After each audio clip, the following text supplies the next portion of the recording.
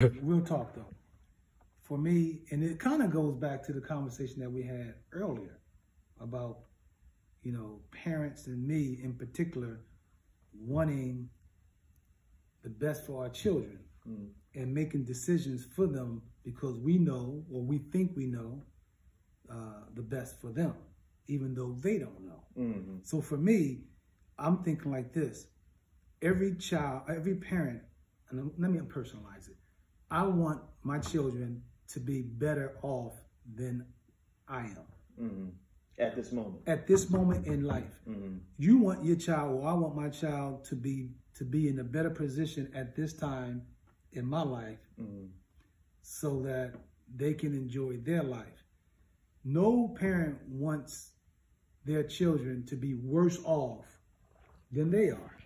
You understand what I mean? That's true. So I want my children, and then I can expand that to not just say my children, but the people in my circle to be better off.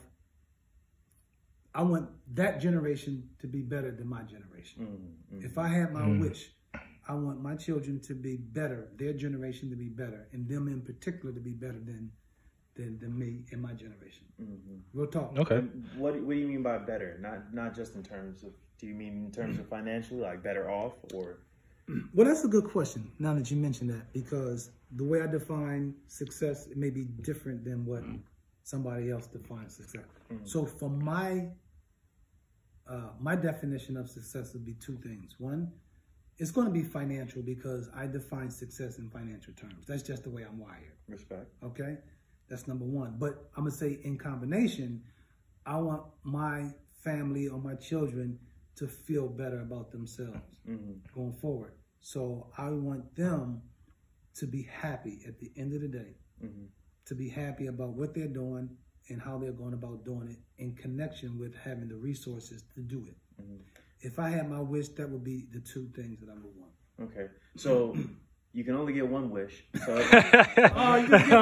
You only get the one wish. So if I'm hearing you correctly, what you really want is like greater success for the future generation, for like our generation. Right.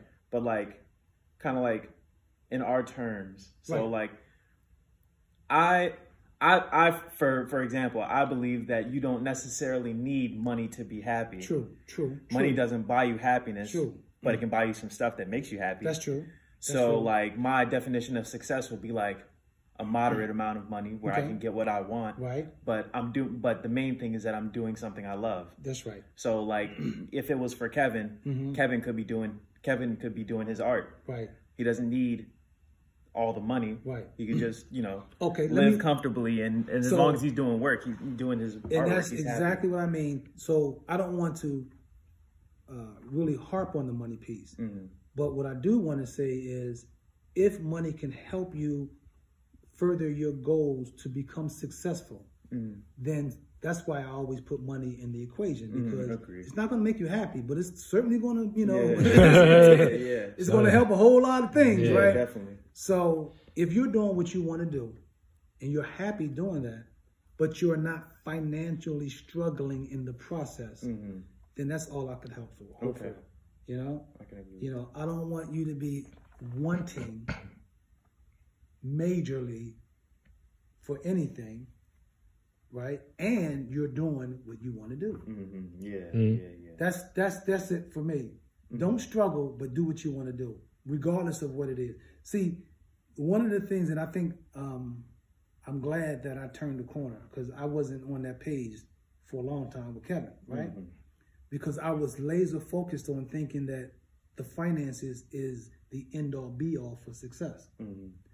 But when I started to realize, like, dude ain't thinking about having a whole lot of money. All he wants to do is draw, right? I'm oversimplifying it, right? I'm just saying, if you give Kevin a notepad, some paint and pens, a computer, a camera, and just let him do his thing, and just make sure that he got a couple of dollars in his bank account so that he can eat and put, look decent, Buy some more supplies. And buy some more supplies. He's good. But I struggled with that early on because I'm thinking he can't be good with just that. You follow me? It took a while for me to say, well, he is good with just that. Okay. So actually, I want to ask you. Am I real talk? Yeah, I want to ask you a question. Yeah. Yeah, we're still recording. Okay. I was thinking a lot about like since we're on the idea of the generation gap. Right. And I guess since we're here, our generations not opposing but are differing views on money and whether or not it buys happiness. So like, you're a businessman. So what, or really not even necessarily that you're a businessman, but like what the dollar comes down to, what it's worth to you. Like, matter of fact, let me ask you instead, what is the dollar worth to you? Like, what are you willing to, matter of fact, no, what made you turn the corner really about in terms of Kevin and like his artwork and like him really being good? What made you think, maybe it's not the money? What made you turn that corner? That's really my question. You know what it was? I'm gonna tell you what it was. And actually, you both were in the room at the time. You know, what it was. We were sitting, and we were having one of the meetings that. And I'm real structured, right? I'm real. Gotta have a plan. You gotta have a spread. You know what I'm saying? I'm like boom, boom, boom, boom, boom. And I couldn't understand when I would say, all right, do you guys, come at me with something tangible so that I can help you get to where you want to go. Yeah. And for me, all that structure really didn't matter. It was just the end goal of having give. And I could not understand, to some degree, I still don't understand give, but I couldn't understand give as a businessman. The concept of collaboration with a lot of your friends and doing different things in this space, the art space. And then so Lisa and I were talking one night, and I was frustrated, and she was just telling me that, and he told me that I don't need all of this. I just want to do give. And I'm like, why? If it's not generating, I used to say, if it doesn't make dollars, it doesn't make sense. Right? And he kept on saying, but this is what I want to do. And it got to a point, I'm saying, this man, his passion is just over the top. So when someone has that much passion for something, you just got to stand down. You got to respect it. You got to respect it. Because it was just, the passion was just coming out of his pores. And it didn't have no connection in my mind to money or to income or to revenue. It didn't. Okay. So that's what I'm saying. When I got to the point where I said, his passion is so strong that money doesn't even matter. I had to respect that. Gotta respect that. Yeah. And so, then like I said, I talked to Lisa, and we were saying, and here's the other thing. There's the other thing too. And you can appreciate this. I took a look at a lot of his friends and what they were doing. And I said, if art is the one thing that he wants to do, but he's not out doing a whole lot of other crazy stuff, I can't be mad at it. That's it. Right. You know what I mean? That is true. Right. That's true. As opposed to all the other stuff that I've seen young folks do. Yeah, ain't that the truth? You know what I mean? That's true. And so I started counting my blessings when I started saying, he could be out getting somebody pregnant. He could be doing drugs. But no, he's supposed to sit in the room and play Smash and draw. I'm like, why are you tripping? I asked my parents that same thing. Is that right? I tell my people the same thing. I have one more question for you that I thought about while you were talking. Right. General idea. Right. Is time? People say that time equals money. Is that true for you? No. No. Why is that? Because if you can do the things that you want to do in the time that you want to do it, the money will come. You know what I mean? Money will come. if you can do what you need to do and have to do in whatever time you allot, it could be whatever, the money will come. So I'll give you a good example. Wellspring. We stood this business up literally in a year. All right. People look at this and say, how the hell did you do this in 1 year? Now, we put a lot of money into it. We put a lot of time into it. But when we were doing it, the two didn't matter. You know, we didn't look at the time and the money. We looked at the passion. I'll go back to Kevin. We looked at the passion. Passion project. There's a passion project. And it didn't matter how much time it took because we enjoyed doing it. My wife more so than me, but I enjoyed it too. Don't get me wrong. But because it was a labor of love, we weren't really thinking about the money, although it cost a lot of money. But you enjoyed the time. But we enjoyed the time. And because we enjoyed the time and we worked together as a couple, doing this together, the money wasn't really an issue. I mean, we knew we need to have the money to make it work. Right, of course. But we didn't really spend a lot of time worrying about the money. That wasn't the important part. That wasn't important. Yeah, and even to this day, we haven't gotten back to, you know, ground zero on the money. You know, although we put a lot of time into it, but it will come.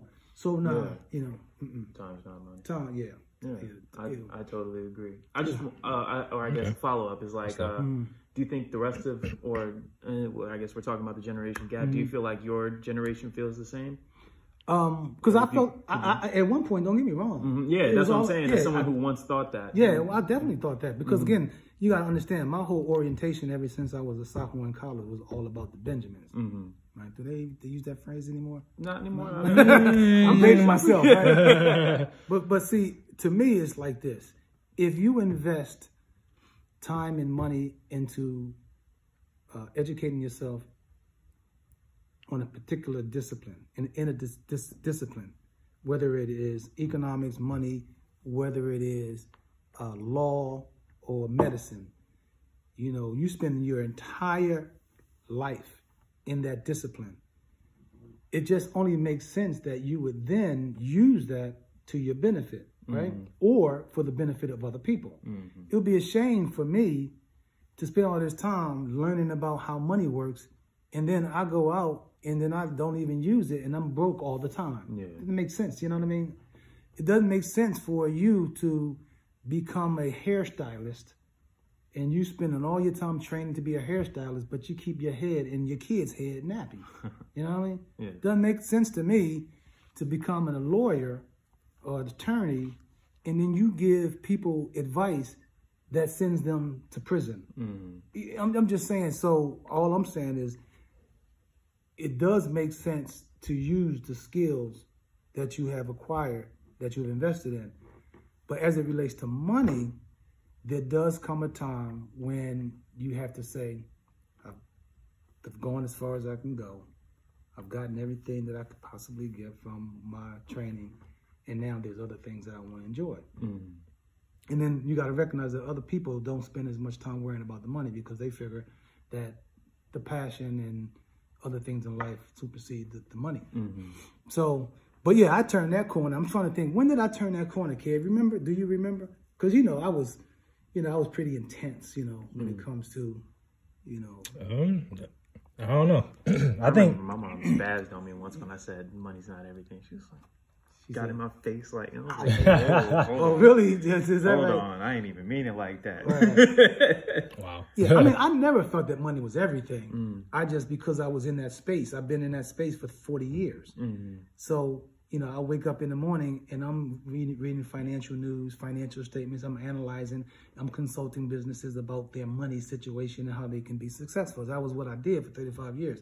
So why wouldn't I, at least on some level, think that is that just becomes part of your program. It's part of the programming, you know. And I mean, I do feel like, you know, part of as to why, you know, I was so set on making give a thing, or I was so like, you know, infatuated with it was because we like, you know, of course, you know, we never like really struggled with money. Right. So, that's the other thing. Yeah. You know, we were just like, you know, middle class and we were, you know, it was always good. Yeah. So, I never really struggled. I never really found a need to get a job that would, that just, relied on money. Well, see, you got to understand as parents, our children are the beneficiaries of our success. Facts. Okay? So we sometimes believe that because we don't want to deprive ourselves of the modern conveniences of life and all of the things that our hard work has gotten us, we don't want our children to take advantage of that, right? Or don't understand the fact that this work created this wealth. So if you had this false sense that, you have all the trappings of this middle class, upper middle class lifestyle, but you didn't work for it, then that's not good parenting. That's not something that I want him to walk away with. So what happens is over time, you think that by showering your children with the stuff that you have, the luxuries that you have, they won't appreciate it. That's kind of misguided because, some do, some don't, but I think Kevin appreciated it. But my fallback was to make sure that he appreciates it. I'm going to make it a little bit more difficult for him to enjoy the fruits of my labor, to some level. You follow me? I see that. At some level, not, I call it a safety net. We're going to make you work. And if you fall down, I'm going to catch you. Yeah. But you still have to work for it. Yeah. And so that was kind of my mindset is, you've seen some of the, things that we all have enjoyed, that he's enjoyed. And I don't want him to struggle, but at the same time, I don't want him to take it for granted. Yeah, totally. All right. And that's the part where, the private, schooling, right? The Hampton education, the private college, the ability to provide transportation, housing, all of that stuff. At the end of the day, if you don't know how to do it yourself, then am I really teaching you? You follow me? Which is important. Yeah. You got to stand up for yourself. Yeah, if you can't do it because I've done it for you, then what good am I for not teaching you how to do it? Yeah. It's just like when we were coming up, I told you I had a wonderful upbringing, but we didn't have much. So we had to figure it out because we didn't have much, And it's the basics, cooking and cleaning. Prime example. He knew we had a schedule. Right. Cooking and cleaning the house. We had a schedule, doing the homework. We had. It's funny that you mentioned that. I don't know if you remember that. I digress for a minute. So I'm going through my my email and my hard drive, purging a little bit. This is just recently, just getting rid of stuff, cleaning stuff up, and I run across this document, and it had Kevin's schedule at the top, and I thought it was for me. And I don't know if you remember this, kid, but I had your schedule, and I would put it on the refrigerator. And so that his day was scheduled out every day throughout the week. Do you remember that? I do. Yeah. Yep. It was scheduled out. Man. Wake up, go to school, do your homework, eat dinner, go to karate, go to church. Every Monday through Sunday. That's kind of scary to me. To be completely honest, because it's like after if you get too used to that, then it's like you can't really develop your own life. Right. So I was like, wow, did I do that? But that was I guess my way of saying, Kev, this is in your face. These are the things that you have to do. Okay? Life does require some sort of structure. A little structure. Yeah. But when I saw that, I'm gonna send it to you. Reminds you of the old days. Yeah. But anyway, that's it. If the Dragon Ball, that's what I would want. I would want for my children to be better off than me in their life, and by extension, my circle, my immediate circle. That's probably like kind of goofy. But that's what it is. I wouldn't say so. No? I give her respect. Okay. All right.